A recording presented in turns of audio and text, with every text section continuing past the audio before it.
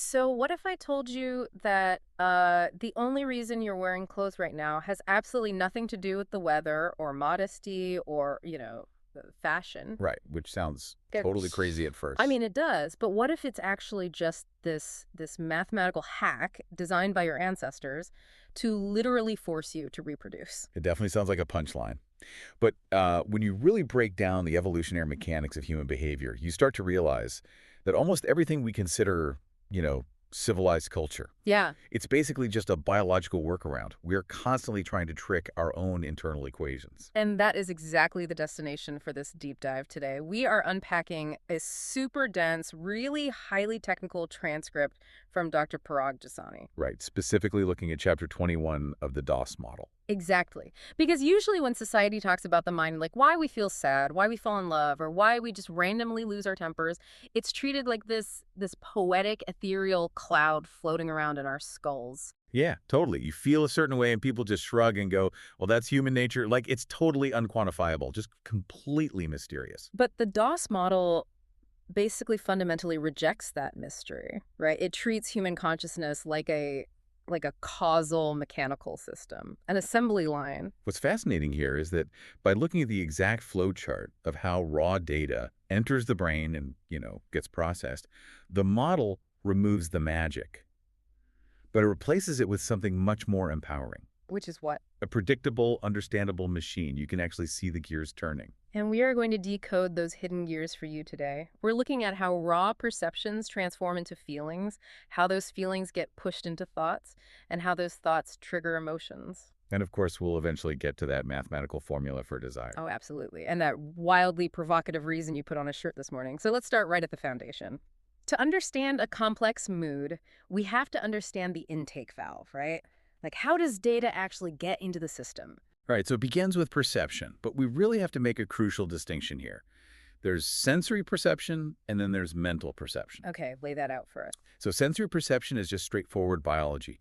You touch a hot mug, the nerve endings in your fingers fire, the signal travels up your arm, and your brain is like, okay, heat. Right. Very simple cause and effect. Exactly. Now, mental perception operates on the exact same structural architecture, but it isn't processing physical touch or, like, light waves. It's processing complex social and psychological interactions. Okay, let's ground this for the listener with a modern scenario. Imagine you're sitting at your desk on a Friday afternoon. You're already stressed about a deadline, right? We've all been there. Yeah, exactly. And suddenly your laptop chimes. It's a Slack message from your boss, and all it says is, "Can we chat in my office?" Oh man, that is the perfect catalyst. Because the moment those words appear on your screen, this massive cascade of data is ingested by your non-conscious self. And the DOS model refers to this non-conscious processing center as System 1, right? Yes, System 1. And System 1 doesn't just read those 5 words. It instantly scans your entire history with that boss. The tone they usually use, the time of day, your recent performance reviews. It's like it's pulling all the metadata attached to the interaction. Exactly. It pulls the ambient stress you're already carrying, and it processes all of that in literally milliseconds. Wow. And the output of that massive computation is a specific attribute that it assigns to the interaction.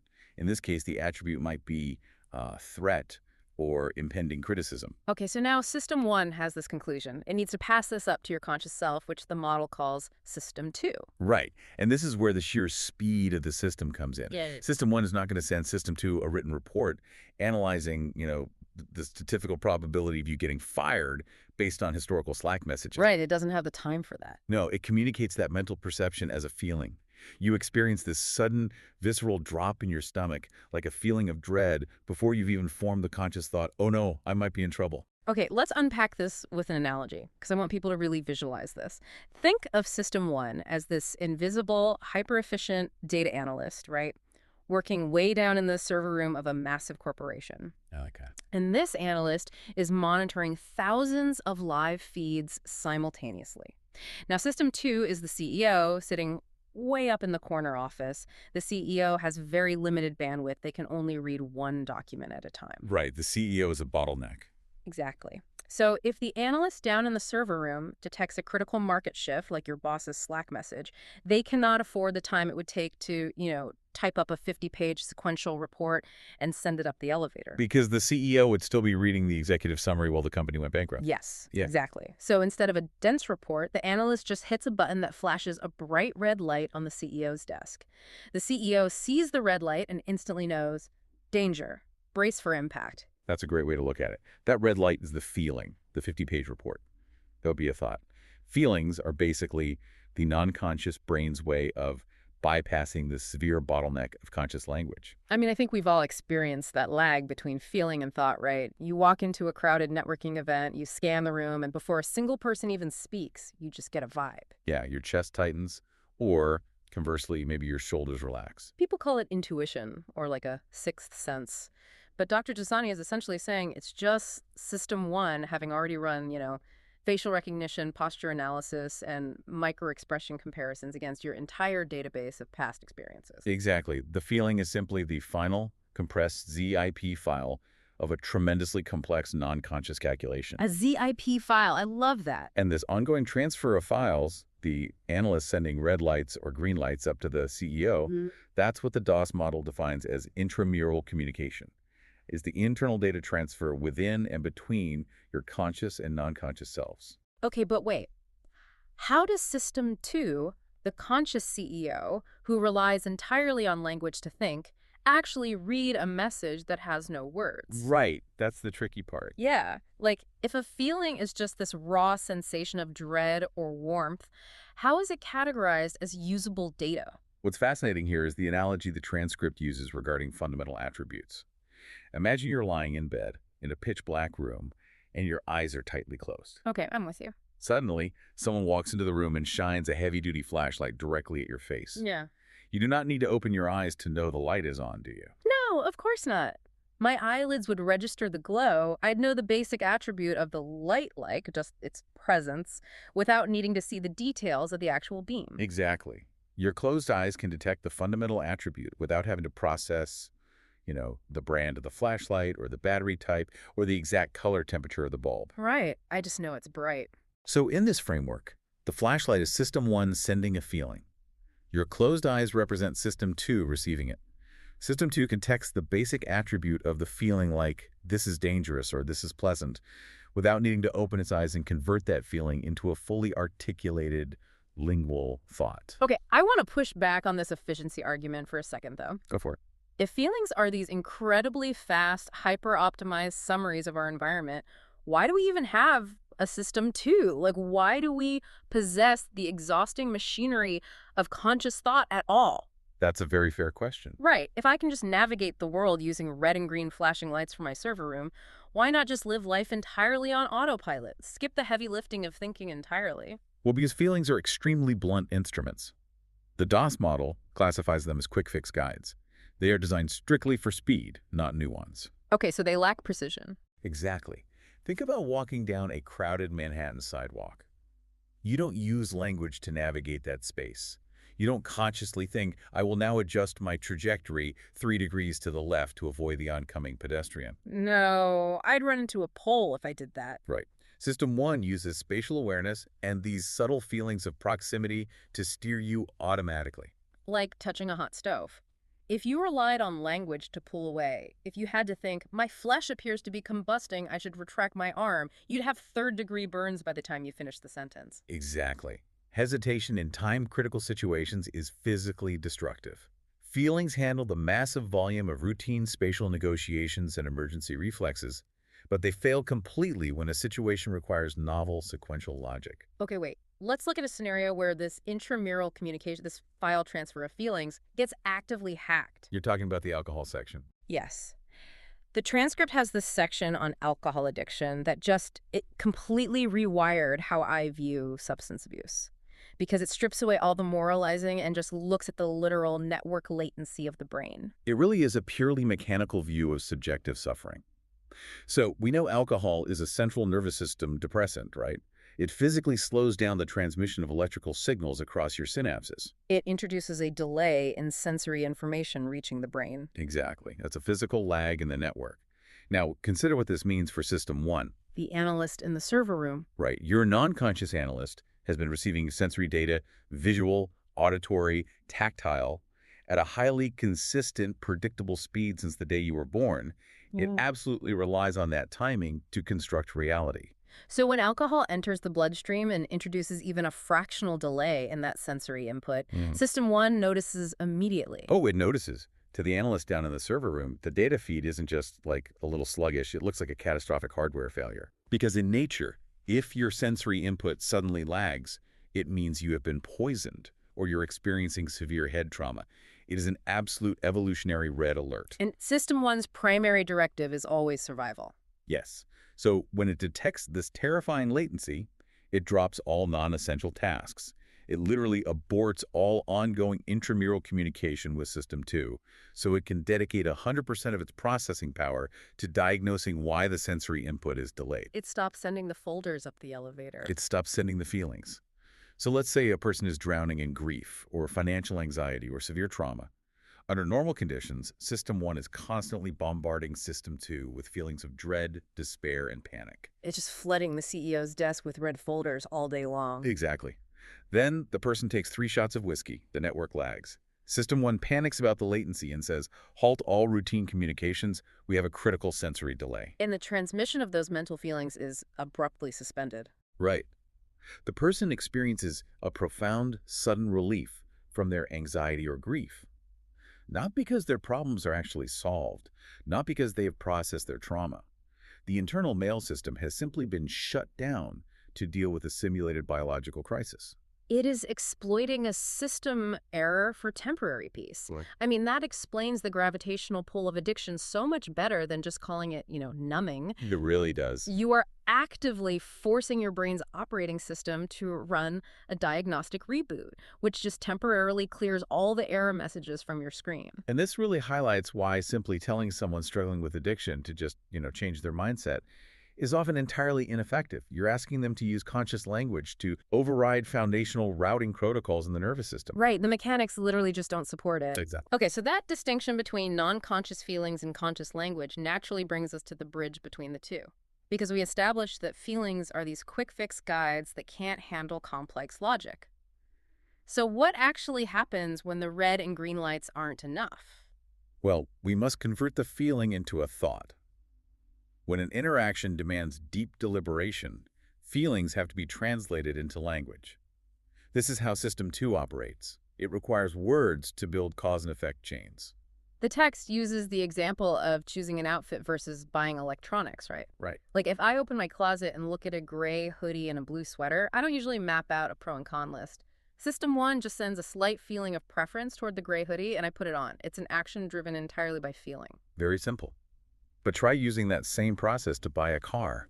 You cannot optimize a complex purchase purely on a vibe because there are too many conflicting variables. Yeah, I have to evaluate the interest rate on the loan, the fuel efficiency, the cargo space. The long-term maintenance costs, all of it. Right. To do that, I have to literally talk to myself. I love how the sports car feels, but I need the trunk space of the SUV for my dog, and the insurance premium on the sports car completely breaks my budget.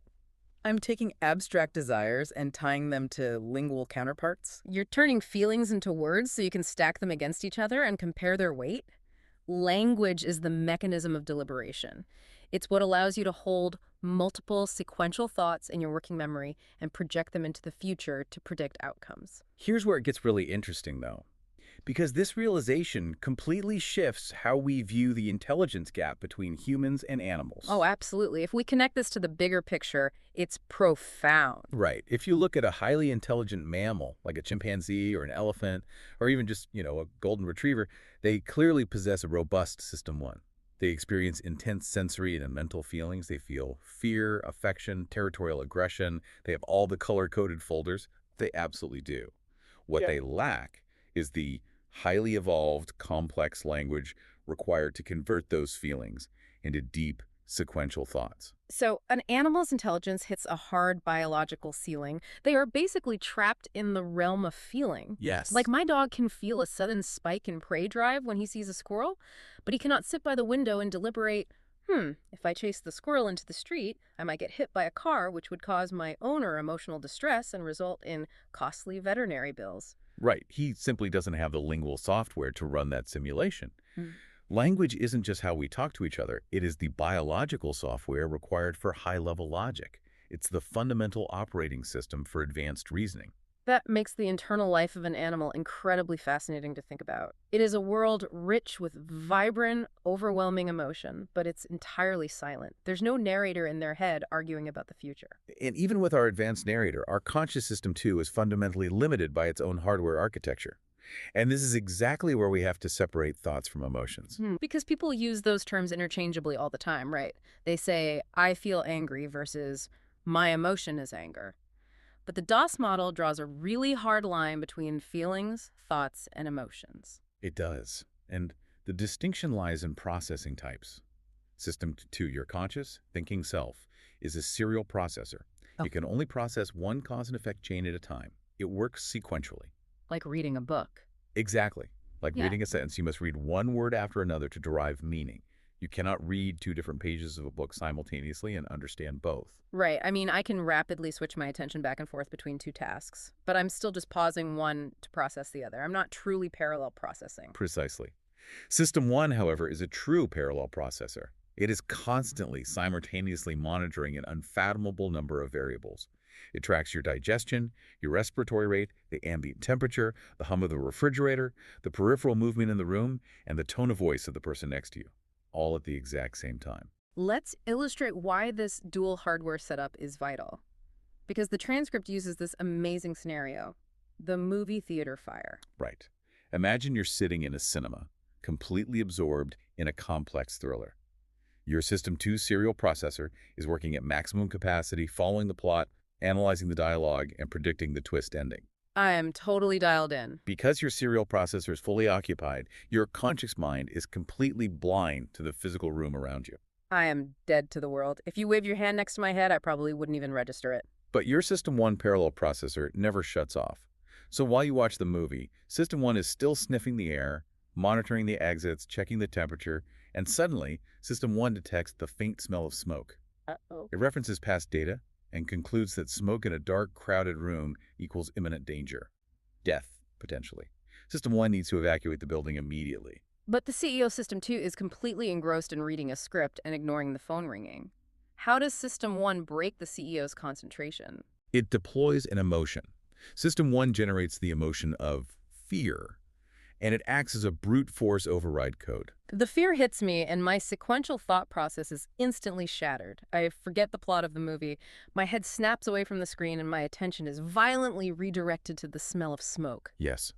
Without System 1's ability to parallel process the environment and generate an emotion to interrupt your serial processing, you would just sit there happily analyzing the film's cinematography while the theater burned down around you. Wow.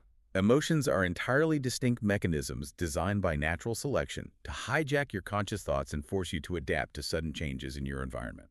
Which brings us to the centerpiece of the entire text. The motorcycle analogy. I really want to spend some time here because this is the mechanism that ties the serial processing of thoughts and the parallel processing of emotions together into one unified vehicle. It's a brilliant visualization. In this framework, your life, your continuous progression through time and interactions, is a motorcycle journey. The road you are traveling on represents the dynamic, ever-changing situations you face. And the road is never perfectly straight. It's got unexpected curves, debris, sudden elevation changes. Exactly. Now, what actually moves the bike forward down this road? The engine drives the rear wheel. The rear wheel represents your thoughts, your conscious sequential cause and effect thinking. Okay, so I formulate a plan like I am going to study engineering, graduate, and get a job at a tech firm. That sequence of thoughts provides the momentum that propels me forward through life. Yes. But a rear wheel has a fatal mechanical flaw. It is locked in place, it spins, it generates thrust, but it cannot pivot, it cannot steer. Right, if you try to navigate a twisting road using only a fixed rear wheel, you are going to crash. Inevitably. If a sudden curve appears, let's say the tech industry collapses right as you graduate, your predetermined sequential thoughts cannot adapt fast enough. Yeah. If you try to use language to consciously calculate the exact angle and velocity required to swerve around a sudden obstacle, the calculation takes way too long. and you hit the wall. So the motorcycle has a front wheel. The handlebars are your emotions. System 1 uses its parallel processing to scan the environment far ahead of your conscious awareness. When it sees the road curving, it uses emotions to turn the handlebars, steering your thoughts, your momentum safely around the obstacle and keeping you on the path.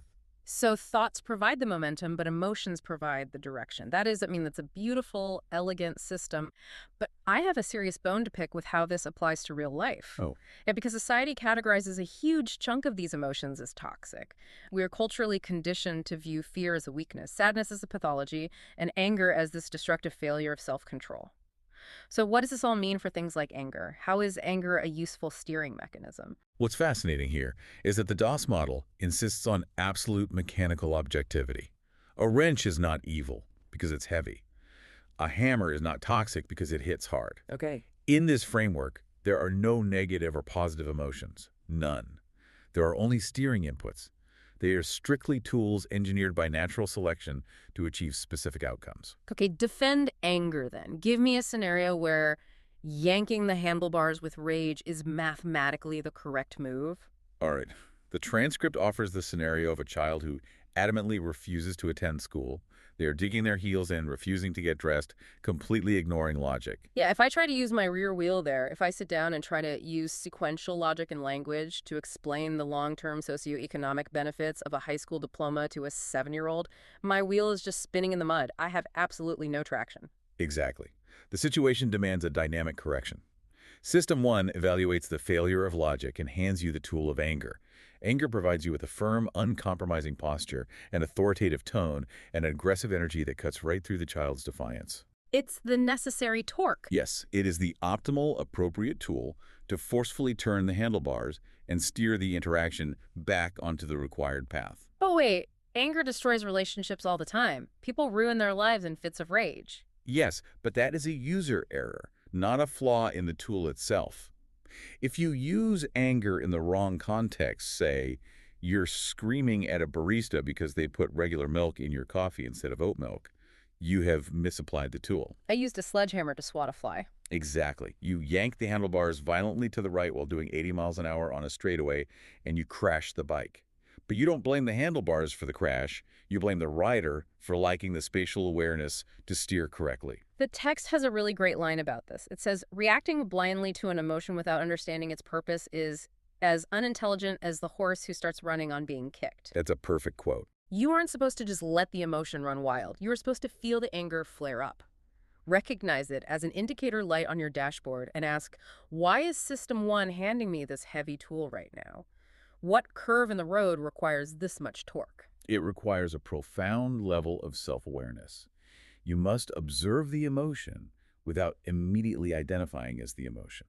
So if the engine and the handlebars are working in harmony, we are moving smoothly down the road. And that brings us to how we actually measure the quality of the ride, right? The DOS model provides this unified theory of mood. Usually we just define a mood as a vague, prolonged feeling like, oh, I woke up on the wrong side of the bed. But Dr. Jasani plots mood on a two-dimensional graph. Right. The two dimensions are position and strength. Let's look at position first. The road, in our analogy, represents the optimal path through your dynamically changing life situations. Yeah. The closer your motorcycle is to the exact center of that path, the happier your mood is. So happiness isn't this magical chemical reward system that randomly activates. It is a literal measurement of alignment. If I am handling my relationships well, doing my job effectively, managing my health, I am in the center of the lane. And the further you drift from the center, say your relationships are fraying, you're missing deadlines, you're swerving toward the rumble strips, the sadder your mood becomes. Sadness is simply the metric of your distance from the optimal path. Okay, and what about the second dimension? Strength. Strength measures your psychological momentum and resilience within that position. You can be perfectly in the center of the lane, experiencing a happy mood, but have very low strength. It means you're wobbly. Like you're balancing, but the slightest crosswind, a rude comment from a stranger or a minor inconvenience could just knock you off center and into a sad mood. The fragile happiness, Yeah. exactly. Right. Conversely, a high-strength happy mood means you have immense forward momentum and stability. You're locked into the center of the lane. It would take a massive disruption, a huge crater in the road, to knock you off your path. You know, we have all seen that cliche quote superimposed over a sunset on a million inspirational posters. Happiness is a journey, not a destination. It's usually meant to sound, poetic. But the DOS model basically strips the poetry away and translates it into literal physics. Because a destination implies a static, fixed coordinate. You arrive, you park the motorcycle, and you're done. But the road of life is fundamentally dynamic. It never stops moving. Your situations are in a state of constant If flux. you park a motorcycle, it falls over, gravity takes it. Exactly. Therefore, happiness cannot be a static state. In DOS language, this literally means happiness is the ongoing act of steering toward the center of a constantly moving path. It requires continuous, active, corrective motion. Happiness is the ongoing verb of steering. I love that. Okay, so we know how to steer and we know how to measure our alignment, but what actually puts gas in the tank? What makes us want to get on the bike and drive toward anything at all? This is where we get into desires. Yes. This is the point in the deep dive where we transition into the literal mathematics of human motivation, the formula of desire. The DOS model states that desires do not just exist in a vacuum. They are mechanical forces generated by System 1 to ensure that our physical and mental needs are fulfilled, and they are specifically scaled to their significance. The formula is remarkably simple, yet its implications are vast. Let's lay out the exact equation for everyone. Desire equals importance divided by availability. Desire equals importance over availability. Right. Importance represents how significant a need is to your survival or well-being. Availability represents the real-world friction of acquiring it. How easy is it to get? Desire is the resulting psychological force driving you to act. Let's test this math against reality. Let's look at a scenario with high importance and high availability, water. Perfect example. Biologically, water is of maximum importance. You will die without it in a matter of days. However, if you live in a developed nation, its availability is also at a maximum. You turn a tap and it flows endlessly. Mathematically, a very high number divided by a very high number yields a relatively low quotient. Yeah. And that matches reality. I don't spend my Tuesday afternoons consumed by a burning, obsessive desire for tap water. It's just background noise. My desire is functionally low because the availability is so high. Yeah. Change the environment. Take that same person and drop them in the middle of the Sahara Desert. The importance of water remains exactly the same. It hasn't changed. But the availability drops to near zero. You are dividing a high importance by a microscopic availability. The resulting desire explodes into infinity. That person in the desert will lie, cheat, steal, or kill for a canteen of water. Their desire becomes an all-consuming psychological singularity. Right. High importance plus low availability equals extremely high desire. You see this everywhere. It explains modern economics perfectly. Oh, totally. If you want to live a life of luxury, the importance of money is very high. If you work a minimum wage job, the availability of that kind of wealth is incredibly low. High importance divided by low availability equals an obsessive, stressful, high desire fixation on money. It is entirely extrapolative. But the formula gets truly fascinating when we look at the inverse scenarios. What happens when importance is very low, but the availability is artificially pushed incredibly high? The phenomenon of negative desire, I want to spend time on this because this is the trap that every well-meaning parent, manager, and partner falls into. It really is. Let's use the example of a student who has zero natural interest in studying algebra. To them, the subject has practically zero importance. It doesn't factor into their worldview. So the numerator is tiny. Now let's say a strict parent decides they're going to fix this lack of motivation. They hire a tutor, they mandate 3 hours of studying every night, they constantly ask the kid about their math homework, they are artificially driving the availability of the subject through the roof. It is constantly in the kid's face. So you are taking a microscopic importance and dividing it by a massive availability. Mathematically, the result approaches zero. But psychologically, it pushes through zero and becomes a negative integer. The student doesn't just remain apathetic. They begin to actively hate algebra. The sheer volume of availability creates a toxic repulsion. And the tragic part is the parent thinks they're helping. They think more exposure equals more learning. Right. But the DOS model mathematically guarantees that the harder you push someone to engage with something they assign low importance to, the faster you will annihilate whatever fragile desire existed in the first place. You are literally programming them to loathe it. It is the ultimate argument against micromanagement. The only way to generate genuine desire in that student is to stop flooding them with availability and instead work to slowly increase their perceived importance of the subject. Show them how algebra applies to coding the video games they actually like.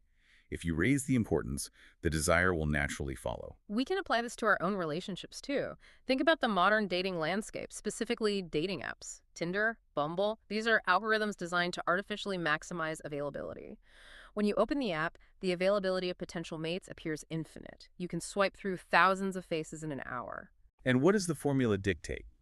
Even if the importance of finding a partner is high, dividing it by an infinite availability reduces the desire to a fraction. The sheer abundance cheapens the psychological drive. Users describe feeling numb, bored, or burnt out, despite being presented with endless options. The math has been broken by technology. Which perfectly sets up the final, most staggering application of this formula in the text. We've talked about algebra and dating apps. Now let's apply the formula of desire to the macroevolution of the human species. We are looking at a question that anthropologists and biologists have debated for centuries. Yeah. Why do human beings wear clothes? Right. If you ask someone on the street, you get the standard utility answers. We wear coats to survive the winter. We wear clothes to protect our skin from the sun or from briars in the woods. We wear them for modesty or to signal our social status or as artistic expression. And the DOS model acknowledges all of those as legitimate functions, but it classifies every single one of them as secondary byproducts. None of them are the primary root cause. Because the utility argument just falls apart under scrutiny. There are countless indigenous tribes living in perfectly temperate equatorial climates where weather protection is entirely unnecessary, yet nearly all of them adopted some specific cultural practice of covering the private parts. Why? To find the primary cause, the model forces us to look at the two foundational mandates of natural selection. Evolution only cares about two things: survival and reproduction. We have spent the last hour talking about the mechanisms of survival. Dodging cars, pulling hands from stoves, running from fires. Evolution handles survival incredibly well. But how does it guarantee the second mandate? How does it guarantee that human beings will consistently, relentlessly desire to reproduce? It manipulates the variables in its own mathematical formula. Let's run the calculation for early humanity. For the species to propagate, the act of reproduction must have the absolute highest importance. So the numerator is locked at 100, maximum importance. Now imagine a world where early humans walked around entirely naked all the time. The visual cues for reproduction would be universally visible, constantly. The availability of those visual cues would be at a maximum. And according to the formula, what happens when you divide maximum importance by maximum availability? Desire plummets. If we were naked all the time, the sight of the human body would become as mundane as looking at a tree. We would habituate to it. It would become background noise. And over generations, the ambient baseline desire to reproduce would weaken. The species could theoretically stagnate simply out of psychological boredom. So natural selection needed a workaround. It needed to engineer a way to artificially drop the availability variable to spike the resulting desire. It invented clothes. The model asserts that the primary evolutionary purpose of clothing is to conceal the body, thereby establishing the hiding of those parts as a universal sociocultural norm. By enforcing this norm globally, humanity artificially drove the availability of these visual cues incredibly low. Maximum evolutionary importance, divided by an artificially suppressed, extremely low availability, yields an intensely concentrated, constantly renewing high desire state. We hacked our own math. Clothing is not a rejection of our animal nature. It is a sociocultural life hack designed by natural selection to amplify it. It is just staggering to think about, and the text backs this up with linguistic evidence that is so obvious you almost miss it. We take this artificial scarcity so seriously that we invented a highly charged, specific word for the lack of clothing. We call it nudity. Nudity implies vulnerability, scandal, intimacy, or eroticism. It is a massive disruption of the norm. But observe the inverse. We do not have a single equivalent word in the English language for the default state of being clothed. You don't walk into a grocery store and consciously register, look at all these clothed people. Because it is the invisible water we swim in. We engineered a global social construct to manipulate our own biological equations, and we get it so thoroughly, so universally, that we forgot it was a construct at all. We convinced ourselves we just wanted to be warm and fashionable. This raises an important question, though, about the line between biology and culture. We like to imagine that human culture, our art, our fashion, our moral norms regarding modesty, is what separates us from the animals. We view culture as a higher plane of existence that suppresses our primal urges. But Dr. Jasani is arguing the exact opposite. Our culture is serving our biology. The social norm of modesty was manufactured by natural selection as a mechanism to ensure the survival of the species. We didn't invent clothes to rise above the animals, we invented them to make sure we kept acting like animals, just more efficiently. Exactly. The next time you get dressed in the morning, recognize that you are participating in a million-year-old psychological strategy designed to mathematically guarantee that humans continue to find each other interesting. Okay, wow. We have taken the engine completely apart today. We have looked at every single gear in this assembly line. Let's synthesize this for a second. We started down in the server room with System 1, watching it ingest raw data and bypass the slow, sequential bottleneck of conscious language by communicating through the intramural flash of feelings. Right, and we observed how those feelings serve as vital split-second survival guides, and how physically lagging that network with alcohol causes the system to abort the transfer of those feelings, creating the temporary, dangerous illusion of relief. We cross the bridge into deliberation, defining language not just as communication, but as the literal biological software required to process complex logic, the precise gap that keeps highly emotional animals from achieving human reasoning. We mounted the motorcycle, identifying our conscious serial processing thoughts as the rear wheel that drives us forward, and our non-conscious parallel processing emotions as the handlebars that steer us dynamically through the curves. We stripped the moral judgment away from emotions, defining anger and fear simply as mechanical torque applied to the steering column. We redefine mood as a strict measurement of our alignment with the optimal path, proving that happiness is the continuous act of balancing, not a static destination. We mapped out the exact mathematics of motivation with the formula of desire, warning against the trap of negative desire through micromanagement. And we concluded by realizing that even our most ubiquitous cultural habits, like wearing clothes, are just elaborate evolutionary strategies to manipulate that mathematical formula and ensure our propagation. It is a radically deterministic view of what it means to be human. So for you listening, here's the practical application. Pay attention to your internal dashboard this week. When an intense emotion flares up, when you feel an irrational spike of anger during a meeting or a wave of anxiety in traffic, do not immediately judge it as a failure of character. Do not let the horse run just because it was kicked. Step back and ask yourself, why is System 1 yanking the handlebars right now? What unseen curve in the road is it trying to navigate? And apply the math to your own life. If you are struggling with a lack of motivation, or conversely an unhealthy obsession, run the variables. Are you artificially inflating the availability of something that has low importance?